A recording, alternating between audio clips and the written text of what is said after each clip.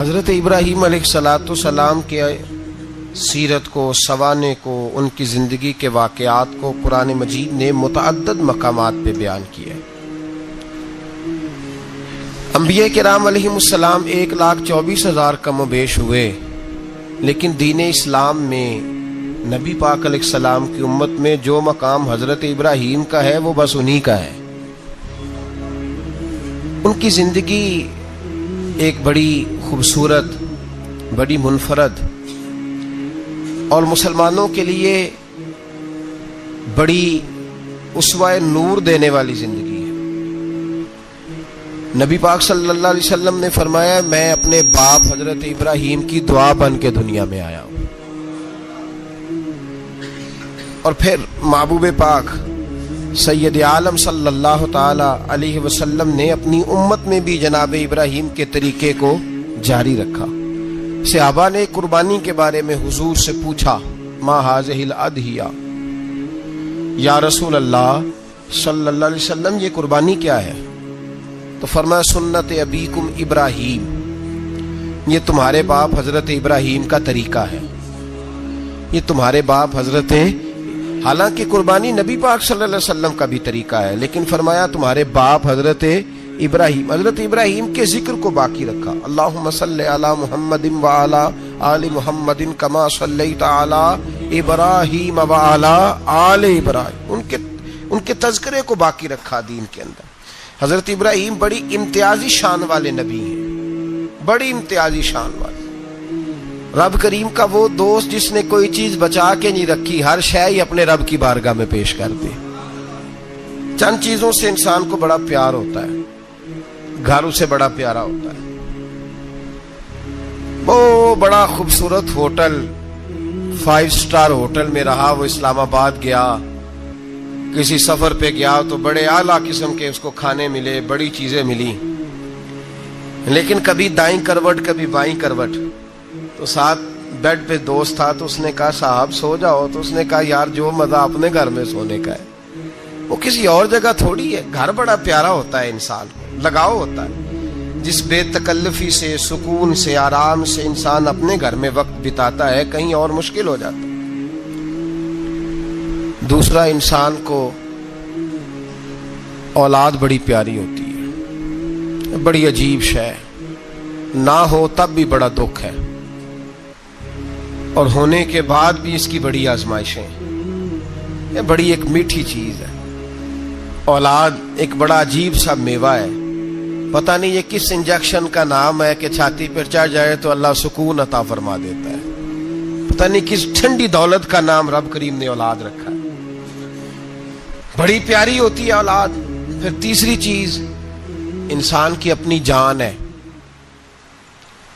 اور یہ اتنی قیمتی شے ہے کہ اللہ کریم نے فرمایا کہ اگر تیری گردن پہ کوئی آدمی پستول رکھ کے، تلوار تیرے گلے پہ رکھ کے کہے نا کہ رب کا انکار کر دے ورنہ مار دوں گا، تو فرمایا وقتی طور پہ میری ذات کا انکار کر پر جان بچا جا۔ اگر تم مرنے کے قریب ہو گیا ہے اور حرام شے کھائے بغیر تو بچ نہیں سکتا، مر جائے گا، تو فرمایا چل تو اس طرح کر، حرام کھا کے جان بچا، پر جان بچانا فرض ہے، ضروری ہے۔ وطن بڑا پیارا، اولاد بڑی پیاری، جان بڑی پیاری، پر حضرت ابراہیم سے رب کریم نے فرمایا چل ابراہیم کوئی چیز دے، تو کہا یا اللہ تینوں ہی تیرے نام پہ قربان کرتا ہوں، تیری ہوئی ساری، ہر شے تیری۔ حضرت ابراہیم نے دین کے لیے، آپ شہر بابل کے قریب پیدا ہوئے تھے، وہاں سے مصر آئے، مصر سے فلسطین آئے، اور فلسطین سے آ کر کے کعبہ آباد فرمایا۔ زندگی سفروں میں گزری، سفر ایک تکلیف والی چیز ہے، پر حضرت ابراہیم نے وطن چھوڑ دیا، گھر چھوڑ دیا۔ جان بڑی عزیز ہوتی ہے اصل میں نا، جب انسان جد و جہد کرتا ہے نا دین کے لیے، تو اس کے رستے میں بڑی چیزیں آتی ہیں، کبھی اولاد، کبھی گھر، کبھی باہر، کبھی حکومتیں، کبھی سیاستیں، کبھی چدراہٹیں، اس کے رستے میں بڑا کچھ آتا ہے، اور اسے ہر چیز کو فیس کرنا پڑتا ہے۔ گھر کے اندر بھی جنگ ہوتی ہے اور گھر کے باہر بھی لڑائی ہوتی ہے، یہ آسان ہے ہی نہیں۔ ہم تو خیر ہتھیار چھوڑ کے پھینکنے والے لوگ ہیں، ہم بھولے بھالے لوگ ہیں، ہم کہتے ہیں میں نے تو کہا تھا मेहंदी ना करो, पर बेटे नहीं माने, बोले जो हुए। इसी तरह हालांकि अगर वो बेटा कहे ना कि अब्बा जी लाओ जिंदगी में सारा कुछ मेरे नाम करो, तो फिर हम बोले नहीं होते, और उस वक्त हम तेज होते हैं, कहते हैं ये कैसे हो सकता है, हाथ काट के दे दूं। उस वक्त नहीं, दीन के मामले में बोले होते हैं। बेटा बद मजहब के पास जा रहा है तो उस वक्त हम बोले बाले हैं, कोई अर्ज नहीं। लेकिन अगर वो अपनी पसंद की शादी करे, हमें क्रॉस करके, फिर साथ ही हम तेज हो जाते हैं। तो हजरत इब्राहिम ने जब दीन के लिए निकले तो जद्दोजहद की, घर के अंदर भी घर के बाहर भी। आपके वालिद का नाम तारक है, वो तौहीद परस्त थे, ईमानदार थे, परहेजगार थे। आपके चचा का नाम आजर है, वो बुत परस्त थे, बुत बेचा करते थे। हजरत सैयदना इब्राहिम अलैहिस्सलाम जब मैदान अमल में निकले तो हजरत इब्राहिम अलैहिस्सलाम ने अपने घर से जिहाद शुरू किया। लड़ना पड़ा, घर के उसूलों से, चचा ने जो रिवाज बनाए हुए थे उस रिवाज से टकराए। फरमाया मैं अपने घर के अंदर ये बुत परस्ती नहीं होने देगा। चचा को एक दफा नहीं, बार बार 100 दफा समझाया। आपका चचा बुत बना के बेचा करता था। हजरत इब्राहिम अलैहिस्सलाम थोड़े बड़े हुए तो कहने लगा कि चलो मेरे साथ, तुम भी बुत बेचने हैं, हमारा कारोबार है। हजरत इब्राहिम साथ निकले तो बुत पकड़ा है, गंदे पानी के अंदर उस बुत को डुबोते हैं, कहते हैं किसी ने खरीदना है तो खरीद लो, ना ये नफा दे सकता है ना नुकसान दे सकता है। जो अपना आप नहीं बचा सकता तुम्हें क्या बचाएगा, खरीदना है तो खरीद लो। चचा कहने लगा तू कारोबार चमका रहा है कि तबाह कर रहा है। घर में बड़े मामलात खराब हुए, झगड़े हुए, लेकिन हजरत इब्राहिम अलैहिस्सलाम एक मिनट के लिए भी अपने घर के अंदर भी कंप्रोमाइज करने को तैयार। ये थोड़ा मुश्किल मैंने पहलू छेड़ दिया है, ये थोड़ा मुश्किल पहलू छेड़ दिया है। बड़ा समझदार आदमी है पर बीवी से पर्दा नहीं करा सकता, सियाना है, पंचायत का बंदा है, जो इससे आप कहेंगे वो बात ये सुनाएगा, लेकिन कहता नहीं जी मैंने कोशिश कर ली है। किस किस्म की कोशिश है साहब, ये कैसे हो गया? हजरत इब्राहिम अलैहिस्सलाम ने घर के अंदर से फरमाया नहीं करने दूंगा। घर के अंदर भी टकराए, फरमाया तुम जो भी हो, पाश पाश किया चचा के उसूलों को। और बाहर जब निकले तो सिर्फ इलाके के चेयरमैन से नहीं टकराए, MP MNA वजीर मशीर से नहीं टकराए, सुपर पावर नमरूद दुनिया का वाहिद हुक्मरान था उस वक्त, दूसरा कोई हुक्मरान ही नहीं था, अकेले हुक्मरान से जाकर टकराए। कोई साथ फौज नहीं थी, कोई साथ उनके ताकत बज़ाहिर दुनियादारी की कोई नहीं थी, पर हजरत इब्राहिम जाके टकराए। और मेरे रसूल पाक सल्लल्लाहु अलैहि वसल्लम ने सनद बयान की, फरमाया अफदलुल जिहाद कलीमतुल हक इंद सुल्तानिल जाबिर। फरमाया सबसे अफजल जिहाद ये है कि तू जालिम बादशाह के सामने खड़े होकर हक बात बयान कर दे, ये सबसे बड़ा जिहाद है, ये सबसे अफदलुल जिहाद कलीमतुल हक इंद सुल्तानिल जाबिर, सबसे बड़ा जिहाद। हजरत इब्राहिम खड़े हो गए, सुपर पावर से टकराए। यहां हम लोग हिकमतों का शिकार हैं, देखेंगे, करेंगे, सोचेंगे, और मौलवी साहब को वैसे कहते हैं आप परहेज करें सियासी बातों से। भाई अल्लाह के हर नबी ने जाके वक्त के जालिम हुक्मरान को लताड़ा है, ललकारा है, ये तो मिशन अंबिया है। हजरत सैयदना इब्राहिम अलैहिस्सलाम ने उसको जाके कहा कि तू झूठ बोलता है, तू झूठा है, तू खुदाई का दावा करता है, तू बहुत बड़ा जालिम है। और कुरान मजीद ने इस सारी बात को बयान फरमाया। हजरत इब्राहिम अलैहिस्सलाम से कहने लगा मैं रब हूं, तो आपने फरमाया मेरा रब तो वो है जो जिंदा करता और मारता है। तो फिर आप हक बात बयान करेंगे तो अल्लाह मारेगा कि बंदा मारेगा? कुछ भी नहीं होता, क्योंकि जिंदगी मौत किसके हाथ में है? अल्लाह के हाथ में। जिंदगी मौत अल्लाह, कुछ भी नहीं होता। इंसान सही सिमत का तयन करे और सही सही चले। हजरत अली शेर खुदा से किसी ने कहा था कि आपके बड़ी दुश्मनी है, कोई मुआफज रख लें। आप फरमाने लगे मौत खुद बहुत बड़ी मुआफज है, वक़्त से पहले आती ही नहीं, बड़ी मुआफज है, वक़्त से पहले। अल्लामा नूरानी रहमतुल्लाह ताला अलैह कराची जैसे शहर में रहा करते थे, जहां गांव गांव पे खतरा था।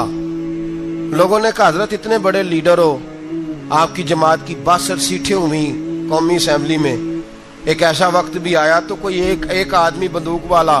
आप फरमाने लगे मुझे जरूरत ही नहीं, इसलिए कि जिस खुदा रसूल के लिए मैं निकला हूं वो खुद ही हिफाजत करने वाले हैं, जरूरत नहीं इन चीजों।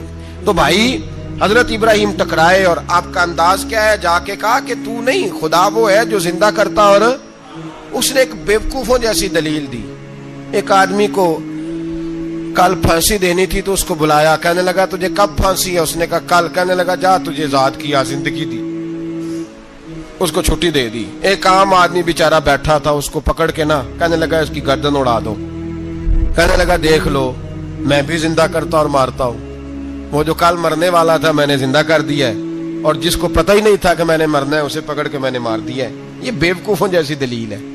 حضرت سیدنا ابراہیم علیہ الصلوۃ والسلام چاہتے تو اسی وقت دلیل توڑ دیتے کہ تو کیا بیوقوفوں جیسی بات کر رہا ہے، اگر تو زندگی دیتا ہے تو مرے ہوئے میں جان ڈال کے دے جس کو تو نے مارا ہے. لیکن حضرت ابراہیم نے دیکھا کہ بیوقوف ہے، بیوقوفوں سے بحث نہیں ہوتی، دلیل بدل لی جاتی ہے، ان کی عقل کے مطابق بات کی جاتی ہے. حضرت ابراہیم فرمانے لگے میرا رب وہ ہے جو سورج مشرق سے نکالتا ہے اور مغرب میں غروب کرتا ہے. تو اگر رب ہے تو مغرب سے نکال کے مشرق میں غروب کر.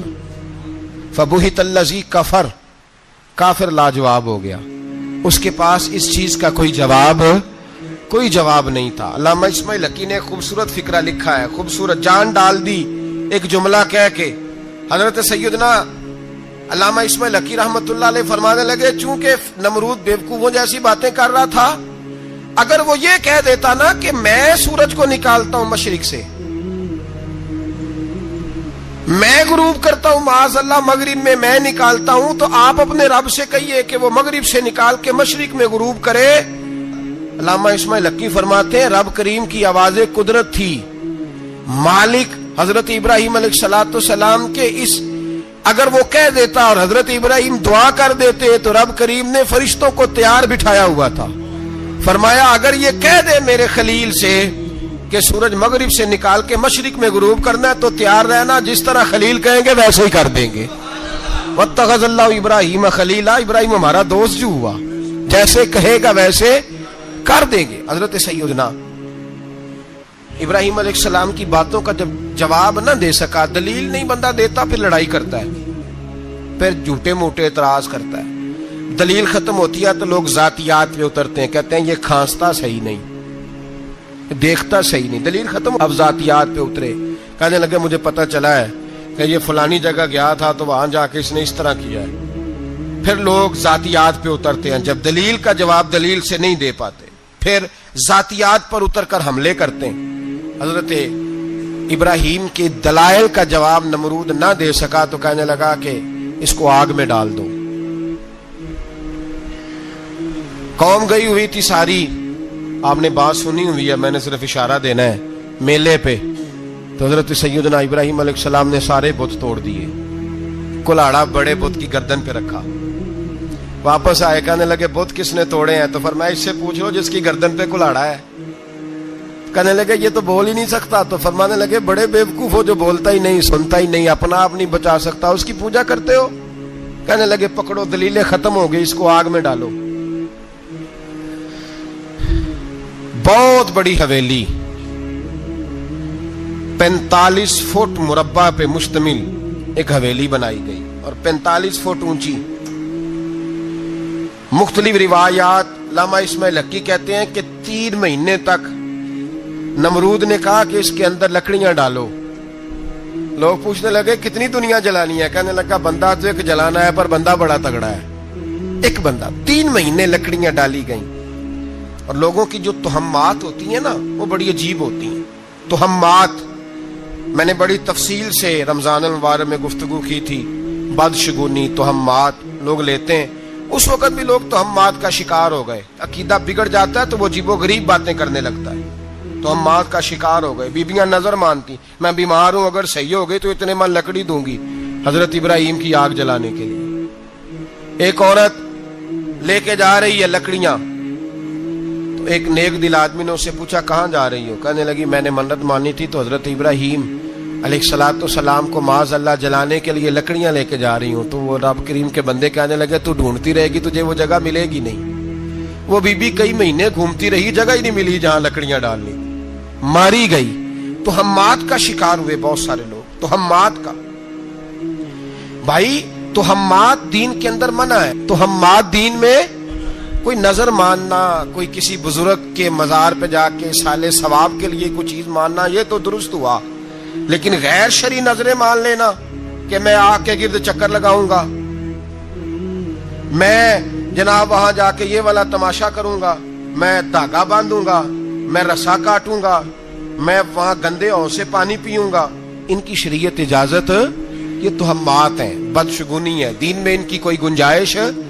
آپ نظر ماننے سے پہلے بھی کسی عالم سے رابطہ کریں کہ میں منت مانگنے لگا ہوں تو کیسے ماننی چاہیے، ان کا طریقہ پوچھیں، ایسے ہی غلط چیز کی منت تھوڑی مان لی جائے گی۔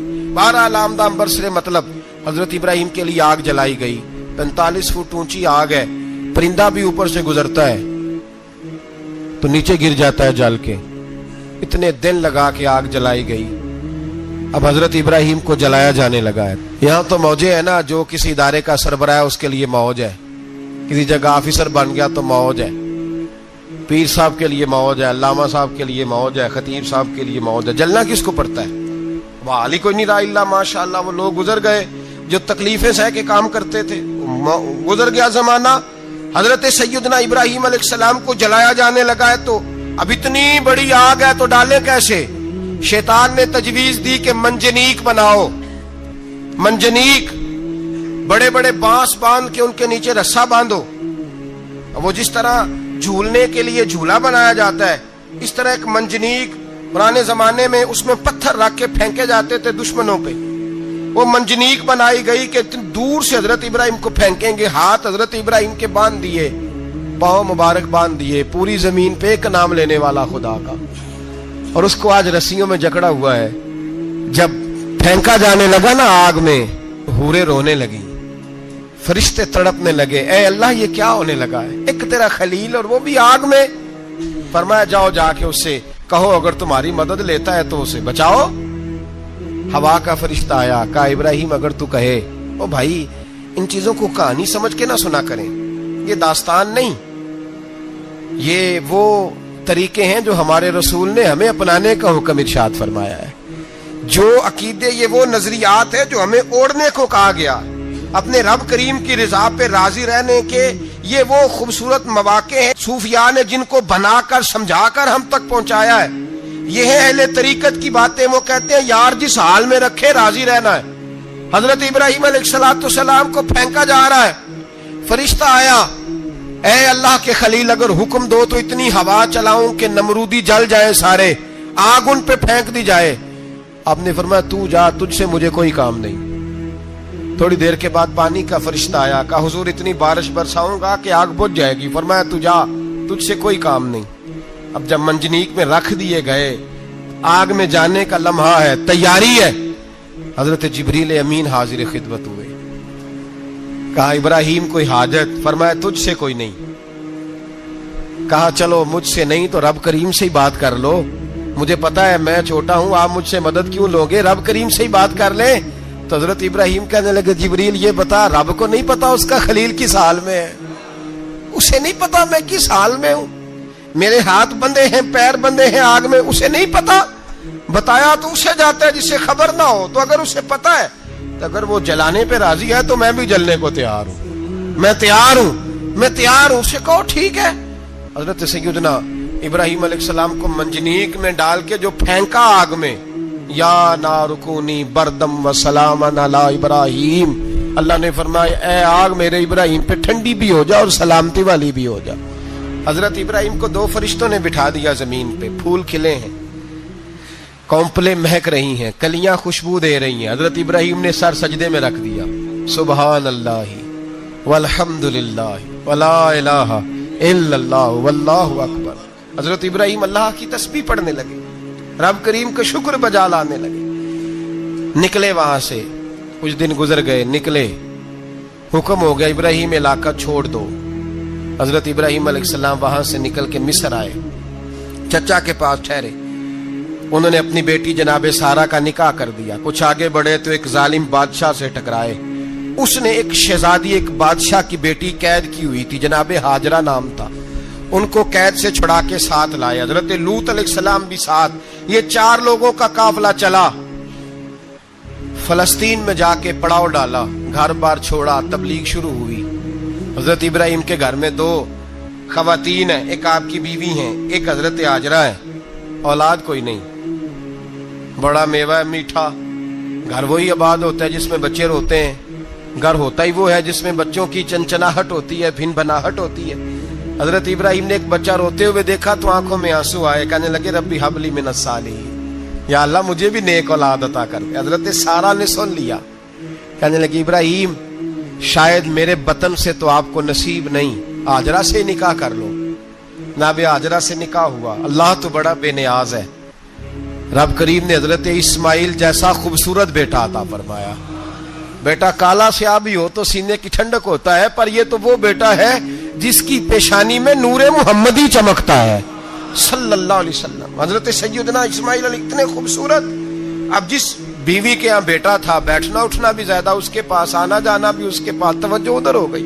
جناب سارہ رشک کرنے لگی، ایک دن کہنے لگی اسے چھوڑ آ جنگل میں، وادی غیر ذی زرع، مکے کے پاس۔ بھائی ایک بیٹا عالم دین بنا لو، کہنے لگا روٹی کہاں سے کھائے گا؟ تیرے 5 بیٹے ہیں، کو حافظ قرآن بنا، کہتے روٹی کہاں سے کھائے گا؟ وہ بچہ بھی کہتا ہے میں کہاں سے کھاؤں گا؟ حضرت ابراہیم علیہ السلام تو چند مہینے کا بچہ چھوڑ آئے، تو کہاں سے روٹی کھائی حضرت اسماعیل نے؟ کہاں سے کھائی ان کی اماں نے روٹی؟ بھوکے مر جاتے ہیں یہ سارے۔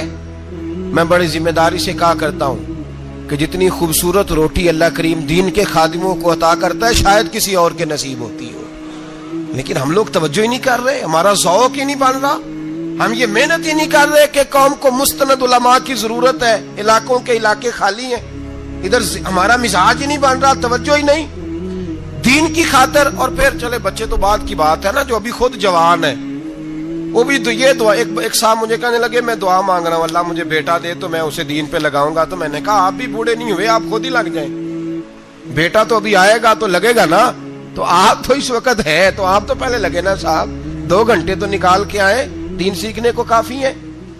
آپ اتنی لمبی سوچ رہے ہیں کہ بچہ آئے گا تو بڑا ہوگا تو وہ جائے گا تو دیکھی جائے گی، ابھی تو آپ ہیں تو آپ تو آؤ۔ حضرت ابراہیم نے بچہ وہاں چھوڑا۔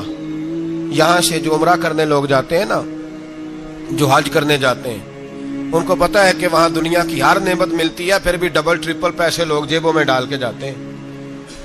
حضرت ابراہیم جب وہاں لے کے گئے تو کوئی انسان نہیں تھا، پانی کا قطرہ نہیں تھا، 2 کلو کھجوریں، ایک مشکیزہ، بیوی کو تھمایا۔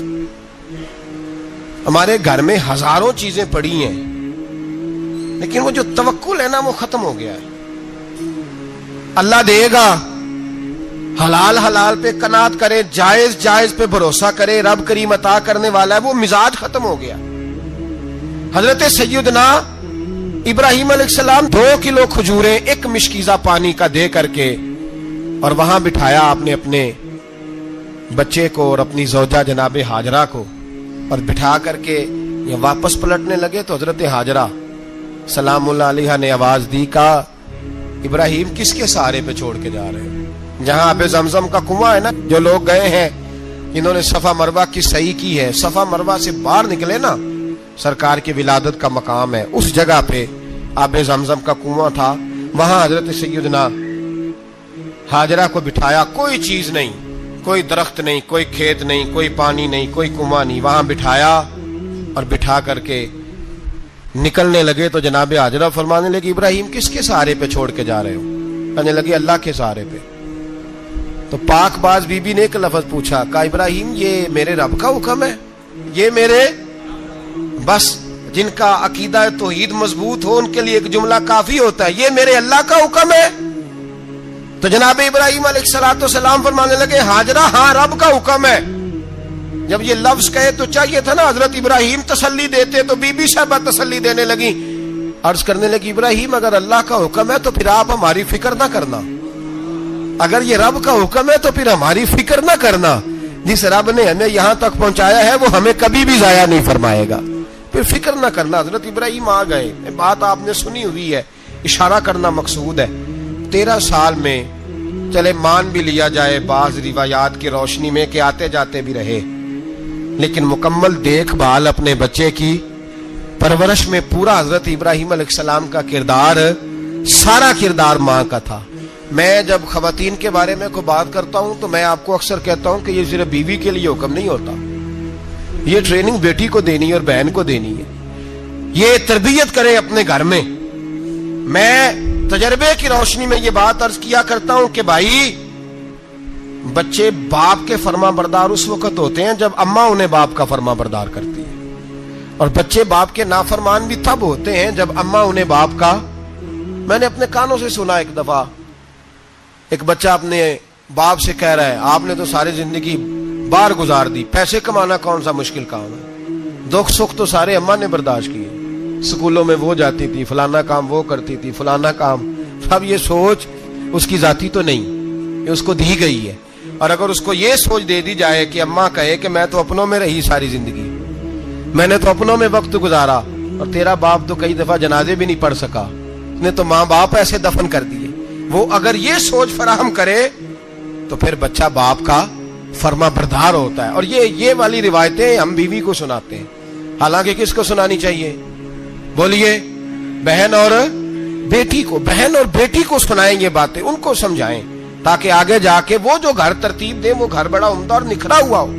حضرت سیدنا ابراہیم 13 سال کے بعد آئے، چونکہ گھر میں اللہ تبارک و تعالیٰ کی دوستی کا چرچا تھا، اللہ تبارک و تعالیٰ کی محبوبیت کا غلبہ تھا۔ 13 سال کے بعد فلما بالغ معہ سعیا، بیٹا جب اتنا بڑا ہوا کہ سال چلنے لگا تو حضرت ابراہیم نے اپنے بیٹے کو بلا کے کہا بیٹا مجھے خواب آئی ہے، میں تجھے ذبح کر رہا ہوں، تیری کیا رضا ہے؟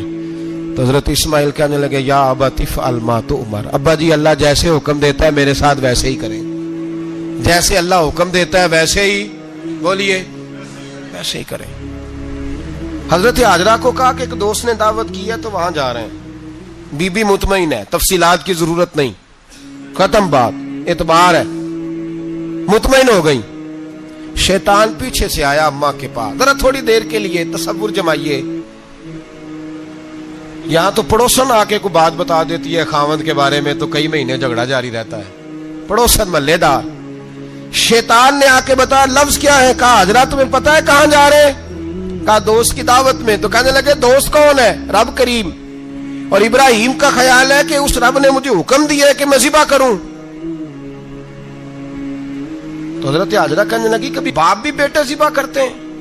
شیطان کہنے لگا ان کا خیال ہے کہ ان کے رب نے حکم دیا ہے۔ تو جناب حاجرہ فرمانے لگی اگر رب نے حکم دیا تو پھر تو مجھے شیطان لگتا ہے، تو مجھے شیطان لگتا ہے۔ کا کیا مطلب؟ فرمانے لگی اگر رب کریم کا حکم ہے تو میرے پاس ایک اسماعیل ہے، اگر 1000 بھی ہوتے میں سارے اللہ کے راستے میں پیش کر دے دیتی، مالک کا ہی تو ہے سارا کچھ، اسی کا ہے، اس میں لیت اللہ کی کیا گنجائش؟ حضرت سیدنا ابراہیم علیہ الصلوۃ والسلام نے بیٹے کے حلق پہ چھری رکھ بھی دی اور چھری چلا بھی دی، رکھ بھی دی، اور وہ تو اللہ کریم نے فرمایا یا ابراہیم قد صدقت الرؤیا، ابراہیم تو نے خواب سچا کر دکھایا، وہ قیامت تک تیرا نام رہے گا۔ حضرت ابراہیم نے وطن بھی دیا، جان بھی دی، بیٹا بھی، اللہ کریم نے دمبے دیے، فرمایا یہ فدیہ ہے۔ اب یہ قربانی قیامت تک حضرت ابراہیم کے طریقے کے مطابق جاری ہے۔ حضرت ابراہیم بہت بڑے مہمان نواز تھے، بہت بڑے۔ آپ جب مصر میں قیام تھا تو بڑے بڑے لمبے چوڑے لنگر پکتے تھے، لوگ آیا جایا کرتے تھے، بڑا تفصیل کے ساتھ کھانا ہوتا تھا۔ مہمان نوازی آپ کی خاص صفت مبارکہ ہے۔ ہمارے ہاں بھی مہمان نوازی ہوتی ہے امیروں کی، بلکہ اب تو مہمان نوازی اس طرح کی ہے کہ کل تیری میرے پاس دعوت ہے اور پرسوں میری تیرے پاس ہے۔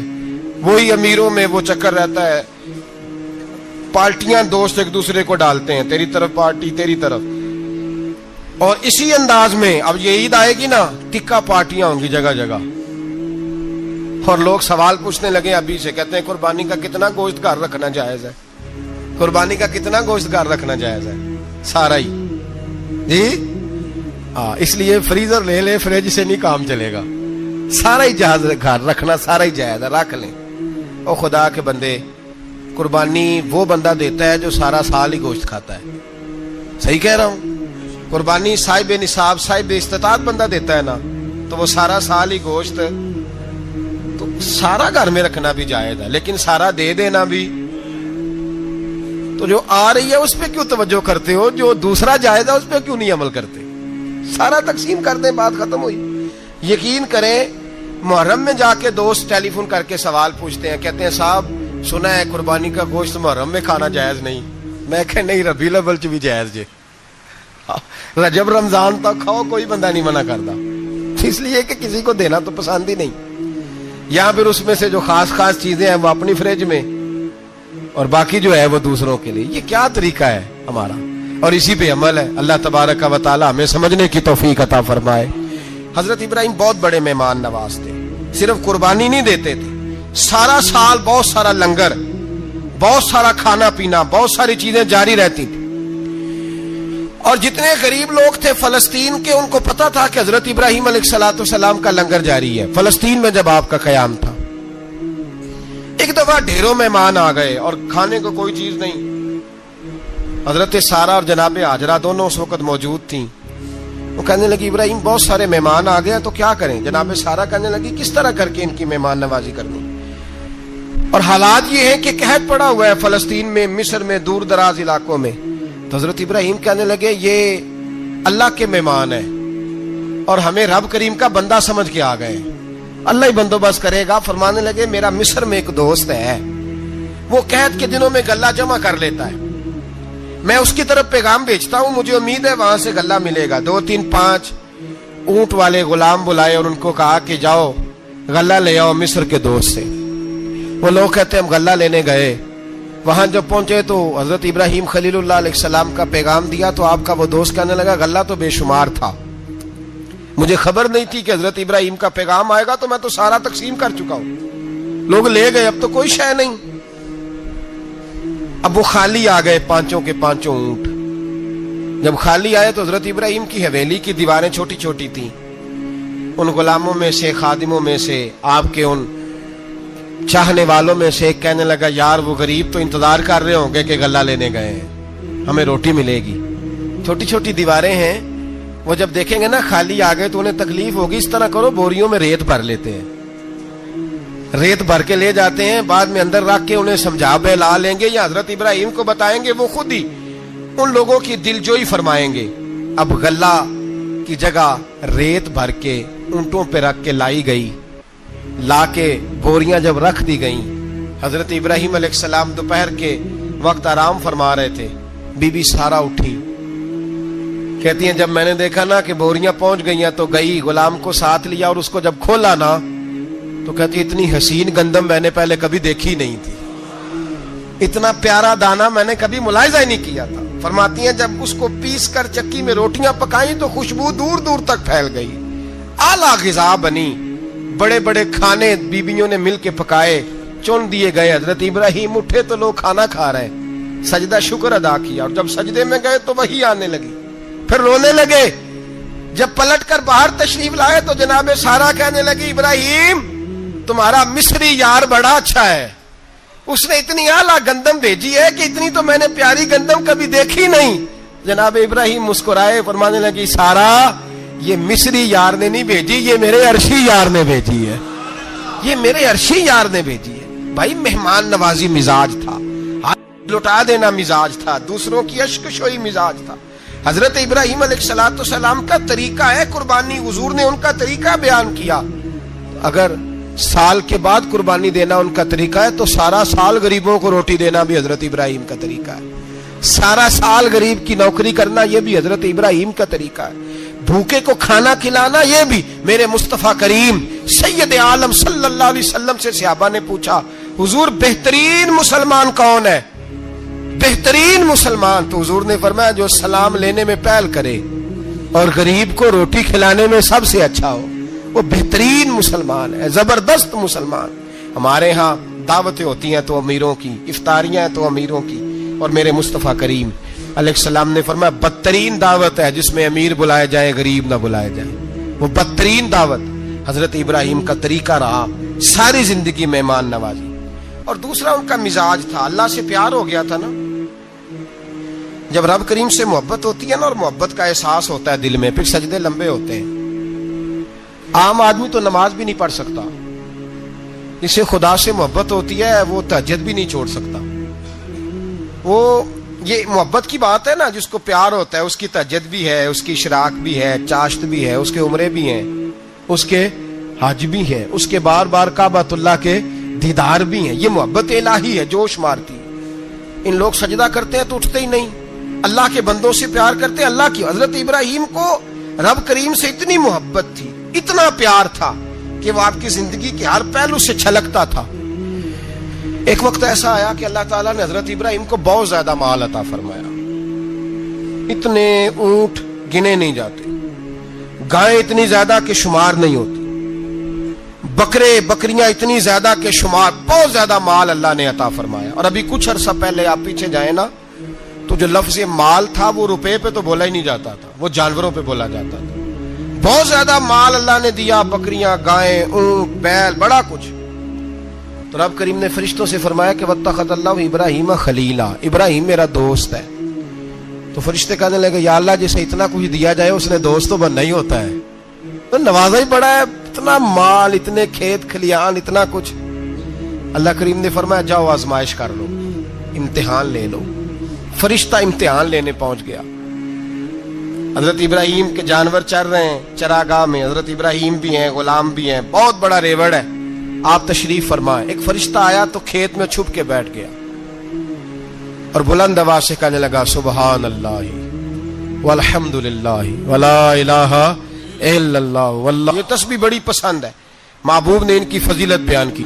اب وہ حضرت سیدنا ابراہیم علیہ السلام کھڑے تھے تو وہ کھیت میں بیٹھ کے تسبیح پڑھنے لگا سبحان اللہ والحمد للہ ولا الہ الا اللہ.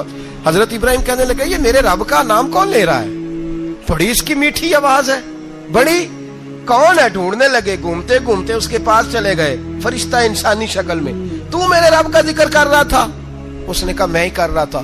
فرمانے لگے یار ایک دفعہ پھر نہیں کرتا؟ تو کہنے لگا ابراہیم پہلے تو میں اپنی مرضی سے کر رہا تھا، تو کہتا ہے تو پیسے لگیں گے، پیسے ہیں تو کر دیتا ہوں. حضرت ابراہیم کہنے لگے بول تو کیا لے گا؟ میرے اللہ کا ذکر سنانے کا کیا لے گا؟ کہنے لگا جتنی بکریاں آپ چرا رہے ہیں ساری دے دے تو میں اللہ کا ذکر سنا دیتا ہوں. آپ نے فرمایا بس جا تیری ساری ہوئی، میرے رب کا ذکر سنا. اور پھر شروع ہو گیا سبحان اللہ الحمد للہ ولا الہ الا اللہ واللہ اکبر. حضرت ابراہیم علیہ السلام کیف میں، یار پھر ذرا سنا، نہ علما وچ پھسا سانو، تو یار دی گل سنا سانو، ذرا دوبارہ سنا. پھر سنایا، ایک دفعہ پھر کہا.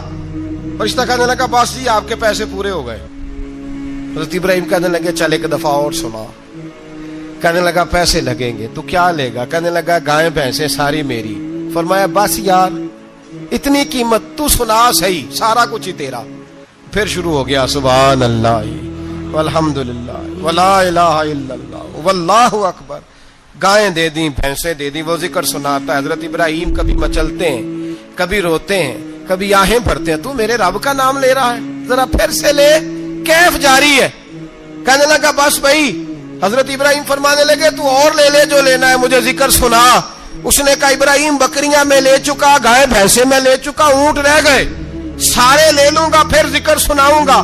فرمایا جا تیرا ہوا تو ذکر سناتا رہ، میں دیتا ہوں. دے دیا. کچھ دیر ذکر کیا تو اب خاموش ہو گیا. حضرت ابراہیم خلیل اللہ علیہ السلام فرمانے لگے ذکر سنا. کہنے لگا ابراہیم اب تیرے پاس دینے کو کیا ہے؟ ہر چیز تو میں لے چکا. آپ فرمانے لگے یہ گائے بھینسیں بکریاں چرانے کے لیے تجھے کوئی نوکر ملازم بھی تو چاہیے نا. تو اس طرح کر، مجھے رکھ لے، میں روٹی نہیں مانگوں گا، کھانا نہیں مانگوں گا، تو اللہ کا ذکر سناتا رہنا، میں تیرے جانوروں کی نوکری کرتا رہوں گا. حضرت ابراہیم علیہ السلام نے جب یہ کہا نا، فرشتے کی آنکھوں میں آنسو آ گئے. تر دامنی پہ شیخ ہماری نہ جائیے، ہم دامن نچوڑ دیں تو فرشتے وضو کریں. فرشتہ رو پڑا اور کہنے لگا ابراہیم مجھے سینے سے لگاؤ، آپ واقعی اس قابل ہے کہ اللہ آپ کو اپنا دوست بنائے، واقعی اس قابل ہے کہ رب آپ کو اپنا. حضرت ابراہیم علیہ السلام کا خدا سے محبت کرنے کا نرالا انداز. اور میرے بھائی یہی محبت انہیں میرے مصطفیٰ سے بھی تھی. ایک نبی گھر بنا رہا ہے، دوسرا بنوا رہا ہے. حضرت اسماعیل علیہ السلام پتھر اٹھا کے لا رہے ہیں، جناب ابراہیم بنا رہے ہیں. جب خانہ کعبہ بن گیا تو کہنے لگے ربنا وابعث فیہم رسولا، اے اللہ اب اسے بسانے کے لیے اپنا آخری رسول بھی عطا فرما. نبی پاک فرماتے ہیں میں دعا ہوں حضرت ابراہیم کی، یہ قربانی حضرت ابراہیم کا طریقہ ہے. حضور نے اگرچہ نبی پاک کی اپنی سنت تھی، یہ بھی کہہ سکتے تھے سنتی و سنت ابیکم ابراہیم، میری سنت ہے اور تمہارے باپ ابراہیم کی سنت ہے. یہ نہیں فرمایا. جب صحابہ نے کہا قربانی کیا ہے، فرمایا سنت ابیکم ابراہیم، یہ تمہارے باپ ابراہیم کی سنت ہے. ہر صاحب نصاب پر قربانی واجب ہے. جو زکوٰۃ کا نصاب رکھتا ہو اس پر قربانی واجب ہے، یعنی ضروریات سے زیادہ اتنے پیسے جتنے پیسوں سے زکوٰۃ فرض ہوتی ہے، اتنے پیسے جس آدمی کے پاس قربانی سے پہلے آ جائیں اس آدمی پر قربانی کرنا واجب ہے.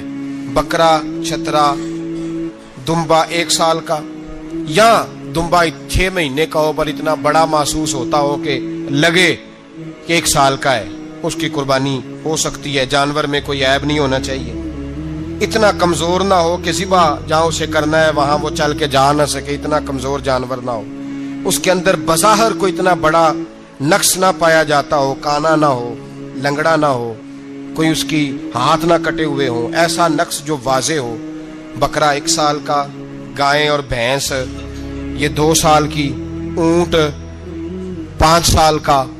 اب اس میں یہ ہے کہ ہمارے بہت سارے دوست چونکہ ہم دیہاتی لوگ ہیں تو پوچھتے ہیں کہ دوندا نہیں ہے تو چوگا نہیں ہے، تو یہ ہماری پنجابی کی اصطلاحات ہیں.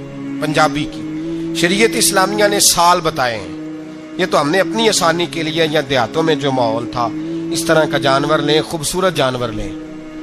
جو نصاب ہے وہ بھی میں نے آپ کو بتایا، لیکن ایک اور پہلو بھی ہے. نبی پاک صلی اللہ علیہ وسلم پہ زکوٰۃ کبھی فرض نہیں ہوئی، کبھی حضور پہ زکوٰۃ فرض نہیں ہوئی.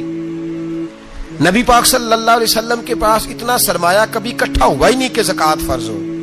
لیکن نبی پاک کے صحابہ فرماتے ہیں کہ مدینے کے 10 سالوں میں اللہ کے رسول نے ہر سال قربانی فرمائی ہے، ہر سال قربانی دی. اور جس سال حضور حج کرنے گئے اس سال اللہ کے نبی نے 63 اونٹ ذبح فرمائے. اور حضور صلی اللہ علیہ وسلم جب اونٹ ذبح کرنے لگتے نا تو صحابہ کہتے ہیں اونٹ خود دوڑ کے حضور کے سامنے آ کے لیٹ جاتا اور نبی پاک اسے ذبح کرتے اور فرماتے ہیں ایک دوسرے کو دھکے دیتے اونٹ کے، پہلے میں نے جانا ہے ذبح ہونے کے لیے، پہلے میں نے. انہیں پتا تھا کہ جو مصطفیٰ کے ہاتھوں ذبح ہوگا وہ تو دائمی زندگی پا جائے گا، یہاں بھی وہاں بھی زندہ. 63 اونٹ ذبح کیے. ایک اونٹ میں کتنی قربانیاں ہوتی ہیں؟ 7. اب 63 کو 7 سے ضرب دو گے تو کتنی بنے گی؟ اور پھر نبی پاک صلی اللہ علیہ وسلم نے 10 سال مدینہ منورہ میں قربانی دی ہر سال. اب وہ 63 اونٹ، ایک اونٹ میں 7 قربانیاں، ہر سال یہاں قربانی. اور مولا علی شیر خدا فرماتے ہیں نبی پاک 2 قربانیاں دیتے. میں نے کہا حضور 2 جانور ذبح کر رہے ہیں آپ، تو حضور نے فرمایا ایک میری طرف سے ایک میری امت کی طرف سے، غریبوں کی طرف سے. اور حضرت علی کو حضور نے وصیت فرمائی تو 2 دیا کرے گا. یا رسول اللہ صلی اللہ علیہ وسلم میں غلام ہوں، خادم ہوں.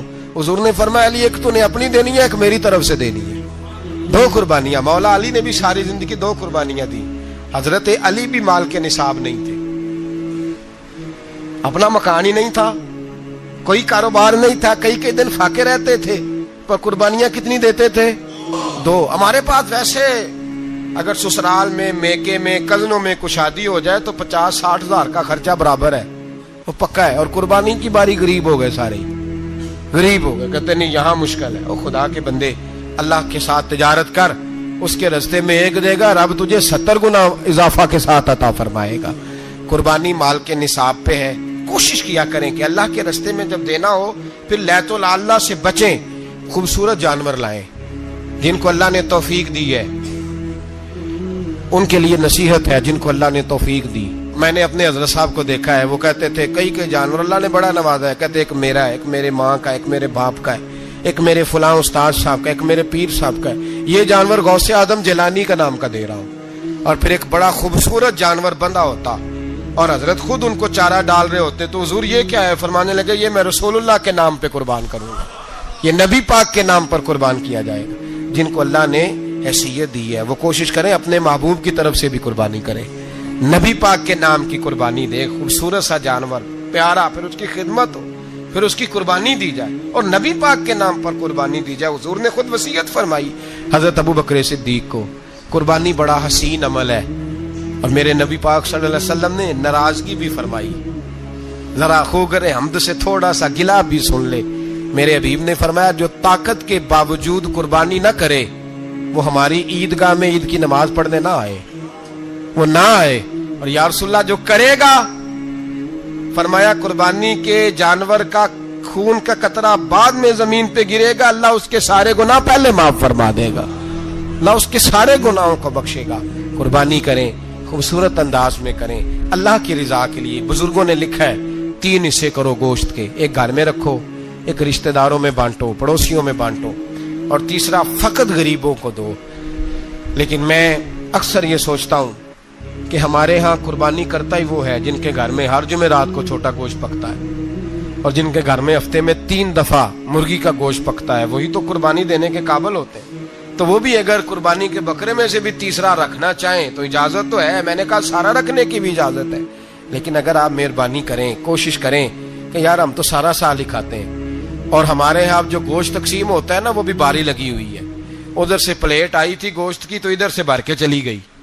بھئی اس نے کی ہے، اس کو بار بار گوشت دینے کا کیا مطلب ہے؟ آپ یہ دیکھیں عزیزوں میں، رشتہ داروں میں، اور میں اگر تھوڑا سا آپ کی توجہ کرانے میں کامیاب ہو جاؤں تو سفید پوش لوگوں کو دیکھیں. کچھ سفید پوش ہیں، سفید پوش جن کے اوپر قرضے ہیں، بیماریوں نے جکڑ لیا ہے، گھر میں بڑے بڑے سخت مریض آ گئے ہیں. سفید پوش پہلے دیا کرتے تھے. آپ ان سے پوچھتے ہیں صاحب قربانی، تو بات کو ٹالتے ہیں. وہ کہتے ہیں سوچ رہا ہوں کوئی حصہ ڈال جائے. پردہ پوشی کرتے ہیں، کہتے ہیں کہیں حصہ رکھا ہوا، پردہ پوش.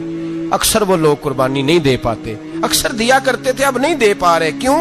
اس لیے کہ مشکلات ایسی آ گئیں. ان لوگوں کا خیال کریں، ان کے گھروں تک گوشت پہنچا کے آئیں، ان پر توجہ کریں. وہ سفید پوش آدمی کبھی ذکر نہیں کرے گا. کچھ تو ایسے ہیں جو خود پہنچ جاتے ہیں کہ ہمیں گوشت دیا جائے، لیکن کچھ سفید پوش ہیں لا یسألون الناس الحافا. اللہ فرماتے کچھ لوگ لپٹ لپٹ کے سوال نہیں کرتے، سفید پوشی کا بھرم رکھتے ہیں، کا مزاج نہیں. ان کی طرف دیکھیں، اپنے رشتہ داروں کو دیکھیں، خاص کر ان رشتہ داروں کو دیکھیں جن کا آپ کو پتہ ہے کہ غریب ہیں، مجبور ہیں. ان کے گھروں میں گوشت بھیجیں. غریب بیٹیوں، غریب بہنوں کا خیال کریں، اس طرف متوجہ ہوں، ان کے ساتھ اس نے سلوک کریں، اس طرف آپ لوگ خیال کریں. اللہ ہمیں سمجھنے کی توفیق عطا فرمائے.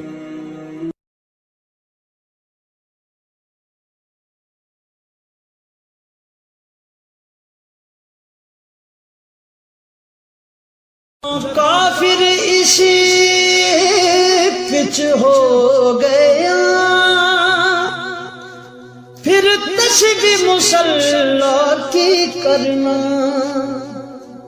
اساں ظاہر نوں رب منیا اے، باطن دا اللہ کی کرنا. اساں ظاہر نوں رب منیا اے، باطن دا اللہ کی کرنا. پی کے میں پریم دے مٹ وچوں لا اپنے آپ دا مچ لئیے. خشک ملا دی واز نو کی کرنا، تے عشق والیاں تو سودا سچ لئیے. سودا سچ دا ملدا سچیاں تو، ایویں سودا خریدنا کچ لئیے. تے بلے شاہ دے وانگ نشان صوفی جے کر نچنا پوے تاں نچ لئیے. بلے شاہ دے وانگ نشان صوفی جے کر نچنا پوے تاں نچ لئیے.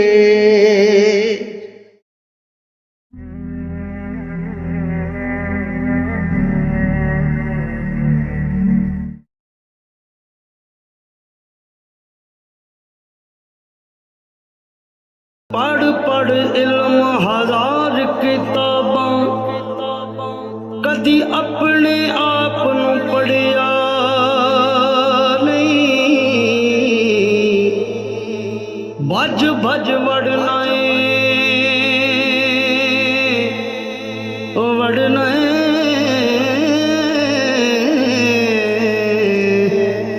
ਭੱਜ ਭੱਜ ਵੜਨਾ ਏ ਮੰਦਰ ਮਸੀਤੀ ਕਦੀ ਮਨ ਆਪਣੇ ਵਿੱਚ ਵੜਿਆ ਹੀ ਨਹੀਂ